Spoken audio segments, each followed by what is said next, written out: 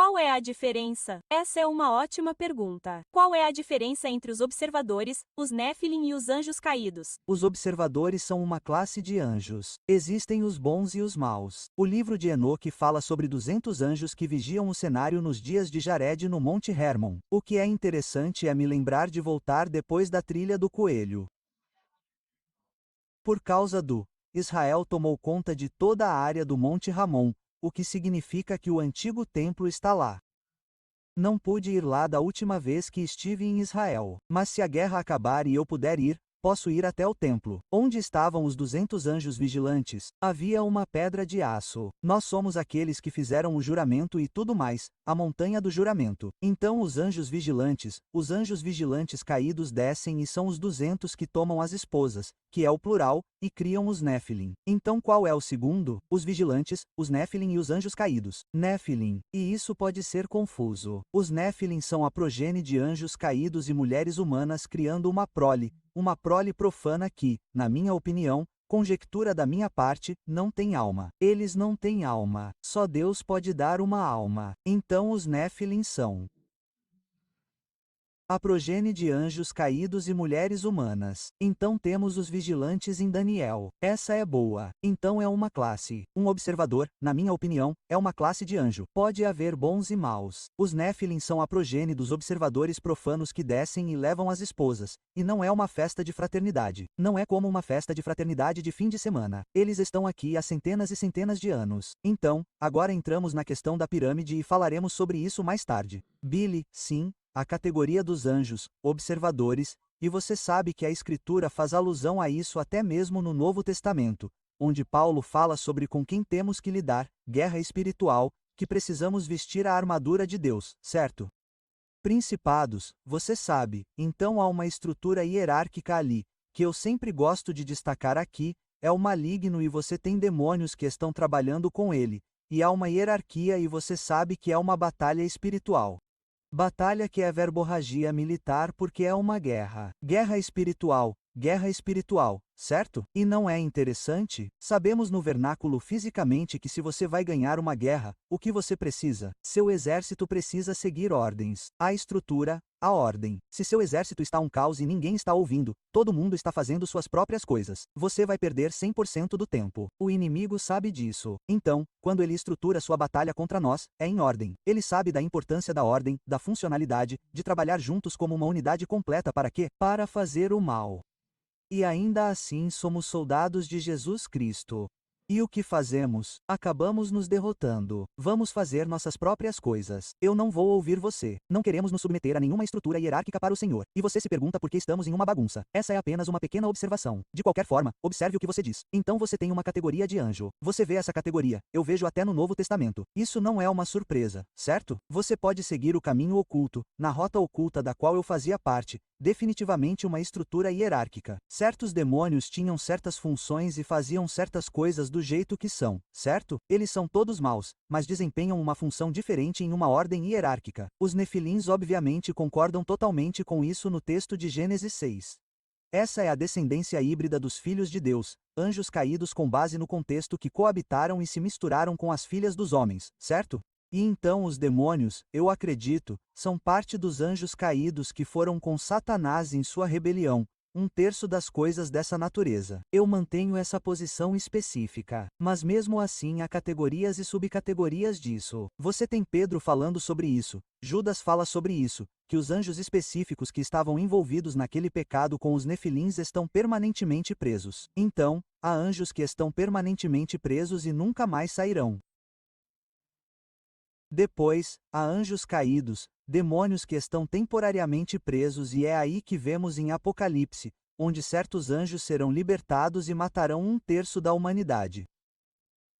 Certo, e coisas dessa natureza. E então temos aqueles com os quais ainda estamos lidando, certo? Aqueles que trazem tormento, tentação, todo o lixo com que temos que lidar.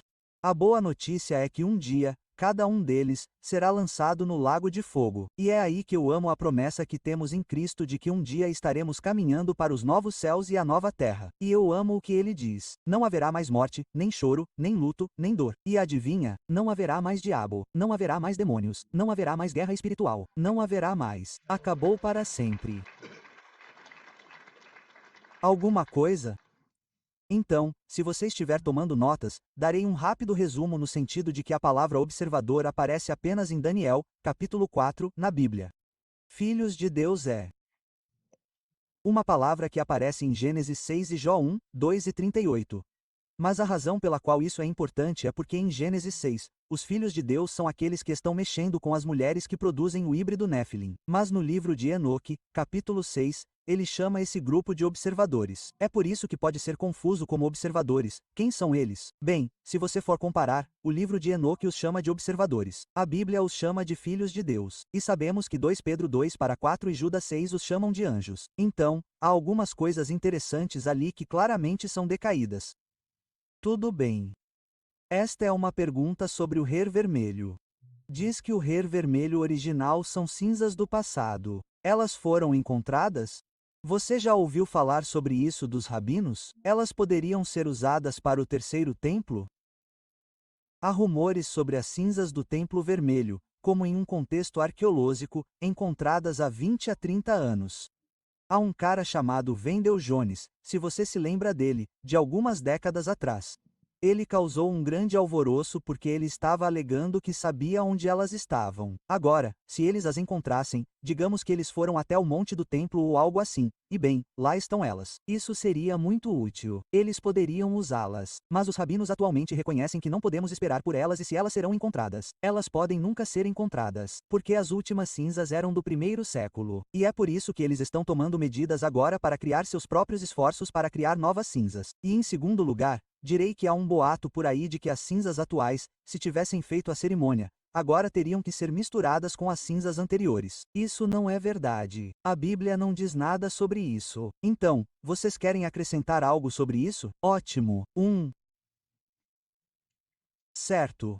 Estou embaralhando um pouco porque, tudo bem. Isso meio que vai de acordo com o que acabamos de discutir. Quando, Lee, podemos começar com você. Quando os 200 observadores deixaram o céu e quem os liderou? Isso é bom. Foi Satanás ou outro anjo? Bem, de acordo com a antiga literatura judaica, foi outro anjo. Não foi o próprio Satanás que conduziu aqueles 200 aqui para a Terra. E é interessante que os nomes apareçam não apenas na literatura judaica. Claro, estamos lá. Eles terão nomes que soam aramaicos ou judaicos, mas alguns desses nomes também aparecem em outras literaturas. Eles são mencionados na mitologia grega, alguns dos nomes. Então, a outra coisa que eu diria é que acho que essa descida mencionada na literatura tem que ser a descida após o dilúvio e não a descida antes do dilúvio. E a razão pela qual acho que isso é qualquer montanha que temos, o Monte Hermon hoje, que se ergueu após o dilúvio. O Monte Hermon antes do dilúvio era. Não sabemos nada sobre essa montanha. Sim, lembre-se de que adicionarei Gênesis 10 falando sobre os dias de Peleg. A Terra foi dividida e então a ideia de Pangia, uma super Pangia, havia um continente. Eu acho que isso é muito, muito, muito bíblico. E então você tem a Bíblia mencionando a Terra sendo dividida. Seja a Terra, ela diz apenas que a Terra está dividida. Então pode ser que se refira às pessoas, mas eu acho que na maioria das vezes se refere à Terra. Então, como Lee mencionou, o dilúvio destruiu tudo. Então exatamente onde, novamente, as montanhas que temos. Eu também diria que isso é apenas um tipo de bônus extra nesse sentido, que quando pensamos sobre, eu acredito, em um dilúvio global. Eu acho que a Bíblia é muito clara. Há mais de 50 coisas que estão em Gênesis 6 a 8 que o descrevem como sendo universal. E então as pessoas dizem: então você realmente acha que o Monte Everest, a 29 mil pés, estava coberto de água? Bem, você está assumindo que o Monte Everest tinha 29 mil pés naquela época. Porque se você pegar todas as montanhas e derrubá-las, e toda a fossa das Marianas e trazê-la para cima, e nivelar toda a massa terrestre, você terá 10 mil pés de água. Então é como se a fossa das Marianas tivesse descido, o Monte Everest subido e a água tivesse descido. Então temos que ter cuidado para não presumir como as coisas eram durante o dilúvio e como estão agora.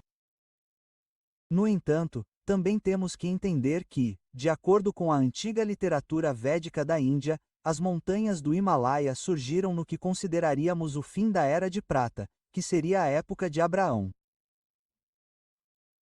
E Sodoma e Gomorra. Então, esses julgamentos que vemos na Bíblia aconteceram na época de Babel, na época de Sodoma e Gomorra. Isso aconteceu na época do Êxodo. Na história secular, vemos esses mesmos eventos: o fim, a Era do Ouro, a Era da Prata, a Era do Bronze. E esses eventos que vemos se espalhando da África Central até a Europa e Ásia, foram eventos generalizados. A Bíblia apenas descreve como isso afetou a linhagem do Messias, certo, Billy? Por que Deus escolheu Israel como seu povo? Teve que escolher alguém.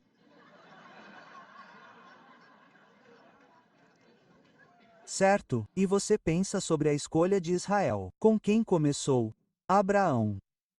Então, tecnicamente, ele é apenas um cara pagão, certo? Veio de onde? De Caldes, que por sinal é chamado de crescente fértil. Se você olhar o mapa, é mais ou menos assim. E isso me diz de onde eles tiraram esse nome. Porque se você é uma curva meio íngreme. Vocês já dirigiram muito rápido em uma curva e disseram: 2 pontos. Sim, sim. Eu uso isso desde a faculdade bíblica e as pessoas ainda me odeiam por dizer isso toda vez, mas eu acho engraçado. Vamos em frente. Não, então. Você sabe, você faz isso quando caga. Você ainda faz isso hoje, cara, virando a esquina. Então, ele foi e aconteceu a crise fértil. De qualquer forma, é assim que meu cérebro pensa. Agora, ele explica a jaqueta. Mas enfim, estou divagando. Então, aqui estamos. Ele é apenas um cara. É mais tarde, de sua progenie. Temos o desenvolvimento do povo judeu, Abraão, Isaque, Jacó, os 12 filhos, as 12 tribos e Israel. Então, na verdade, se você resumir a isso, é que ele escolheu um cara, certo? E a razão pela qual ele escolheu o cara remonta a Gênesis. Deus prometeu um dia que da semente da mulher, ele esmagaria a cabeça da serpente. Gênesis 3:15 da manhã. E isso logo de cara te diz a graça e a misericórdia de Deus que um dia ele desfará o que o maligno fez. E para que essa promessa se cumprisse, tudo bem, é a semente da mulher que é Eva. Então alguém da linhagem de Eva, a primeira que foi tentada, depois Adão, ele vai reverter isso. Então, em algum lugar ao longo da linhagem da humanidade, virá o Messias. Virá a promessa de Gênesis 3:15 da manhã. Então, novamente, é apenas prático. Temos que começar de algum lugar, certo? E foi isso que ele fez. Mas isso é encorajador para você e para mim. Ponto. E, acredite ou não, no meio do homem cometendo o maior erro, nossos pais, Adão e Eva, escolhendo se rebelar contra Deus.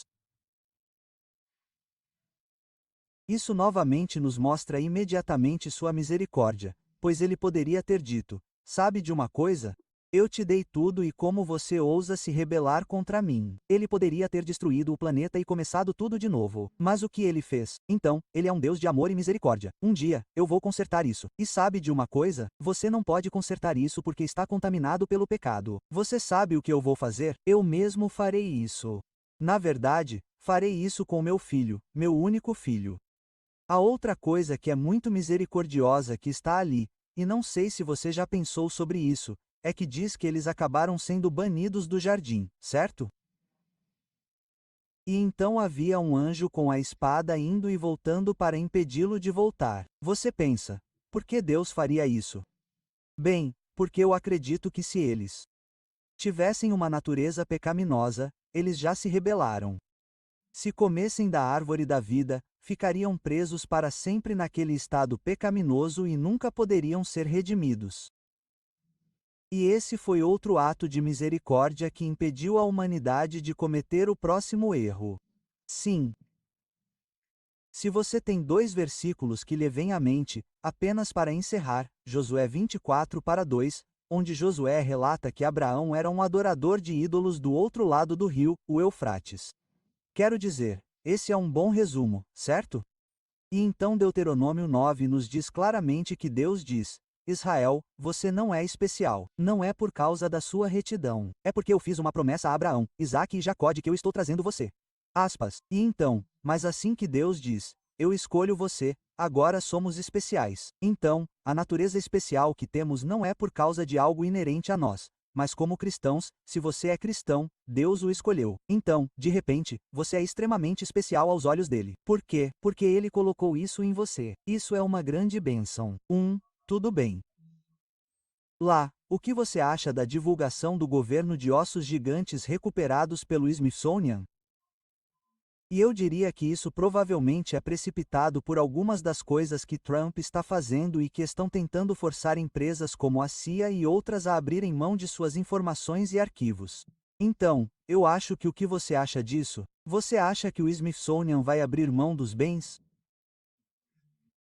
Curiosamente, há uma petição em nossa mesa e é para pedir ao governo que basicamente diga aos museus para divulgarem listas do que eles têm.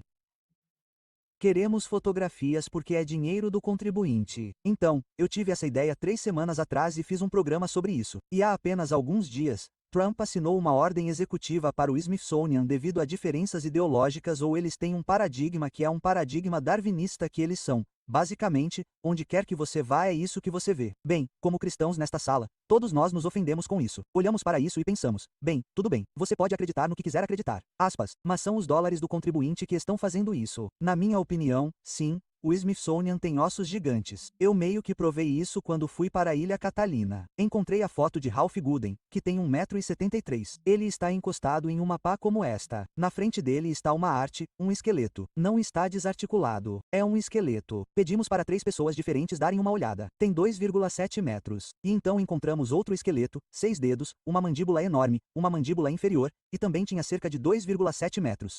Há muitos relatos. E tudo o que sabemos. E manda atesta isso, que uma vez que é descoberto, mesmo na modernidade, digamos 15, 20 anos atrás, os caras com você sabe, as antenas nos SUVs pretos entram, eles quadram todo o local. Como eu sei que tem pessoas vindo até mim e me contando a história e eles tiraram fotos no meu celular de um esqueleto enorme, e no dia seguinte todos os celulares foram confiscados, e todas as fotos foram apagadas, e eles assinaram acordos de confidencialidade. Eles sabem e deixe-me terminar com isso. Temos o direito de saber. Sim, acho que o que está lá, porque pagamos os impostos, certo? Temos o direito de saber e assinar a petição que está sobre a mesa. Quero 200.000 assinaturas e então vamos apresentá-la. Quero listas de tudo o que eles têm. Porque há uma criança na história que foi deliberadamente roubada dos povos do mundo. E é por isso que estamos no encalço de um Nephilim, porque essa é a verdade. Amém.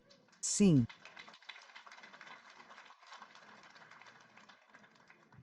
Não é para criar uma briga na igreja, mas o que vocês acham se começarmos uma petição, porque queremos saber qual é essa visão. Ainda estou pensando, mas vamos fazer uma petição ao Senhor. Ei, cara, invente. Queremos. Eu tive que abrir minha boca grande, certo? Não, mas falando sério, na verdade, como você está dizendo, concordo totalmente com você. Eu faço minha própria pesquisa. Na verdade, esse é o termo secular para isso. Eles chamam de portão do Smithsonian e eu citei 2 pesquisadores seculares e eles até admitem isso. E essa é a frase deles, não minha. Eles disseram que estão encobrindo tanto quanto estão desenterrando. Certo? E por que há tantas evidências que concordam com o relato bíblico? Porque somos os únicos com uma resposta, certo? Porque você encontra gigantes, isso simplesmente joga na cara deles toda a mentira da evolução. Eles protegem essa coisa com uma vingança satânica, porque eles não querem que você acredite em Deus. Eles não querem que você acredite na Bíblia, certo? Nós temos a resposta. Houve gigantes antes e também depois. Mamão. Então, certo. Então, é claro que eles encobrem. Eu também. Esses caras descrevem quantos vocês lembram daquela cena do primeiro Indiana Jones e bem ali no final. O que eles dizem, sabe? Ok, o que você vai fazer com a arca? Você sabe, nós cuidaremos disso e o que eles fazem, eles a criaram e então mostram um cara com a caixa. E ele coloca isso em um ponto, mas então a câmera se afasta e você vê que é um armazém gigante, E então você pensa, o que mais você tem aí? E o que? Esses caras. E isso não é. Eu dei a vocês essa imagem de propósito, porque pesquisadores seculares estão dizendo, não apenas pesquisadores cristãos, estão dizendo que é isso que realmente está acontecendo. Qualquer pedaço de evidência bíblica que é encontrado é enterrado, destruído. Eu tenho um cara que disse que encontrou alguma evidência bíblica e ele ligou para o programa Nova da PBS, certo? E o cara disse, já vou. E então, não estou brincando, ele voou para o local e antes que o cara chegasse lá de manhã, o cara do Nova o derrotou. Ele estava lá com um pé de cabra destruindo as evidências. Isso não é ciência, pessoal. Isso não é ciência. Então, de qualquer forma, aqui está o meu ponto. O que eu me sinto levado a fazer, concordo totalmente. Não é uma conspiração. Eles estão encobrindo tanto quanto estão desenterrando. O que também explica por que encontramos coisas de alta tecnologia enterradas na Terra. Também temos a resposta para isso. Eles não têm. Porque quando você volta, eles dizem que antigamente na história humana o homem era burro, arrastando os nós dos dedos. Não é isso que encontramos. Encontramos maquinários de alta tecnologia, molas, todo tipo de coisa. Isso, claro, seria a sociedade pré-diluviana, o que concorda com o relato bíblico, porque agora você está mais próximo da rota original, quando o pecado entrou pela primeira vez. Na verdade, nós evoluímos e pioramos. Mas naquela época, a inteligência era fora do comum. É por isso que depois da queda de Gênesis 3, você lê pessoas como Tubal-Caim, certo? E o outro cara que inventou a metalurgia. Eu não consigo nem construir um galpão. Esse cara, do nada, não tem livro para ler, não tem faculdade para frequentar. Ele simplesmente acorda e pensa, vou inventar a metalurgia com metal. Mais do que isso, Tubicane, acredito que foi ele quem disse o quê? Inventou instrumentos musicais e coisas assim. Não, ele não foi à escola para isso. Não existia Juilliard e não era só inventar música, que são fórmulas matemáticas extremamente complexas se você entende alguma coisa de música. Mas então ele decidiu, ok, então eu vou fazer algo que não temos musical. Quero dizer, o QI deve ter sido fora do comum. Então isso explica por que você encontra coisas avançadas de alta tecnologia que estamos descobrindo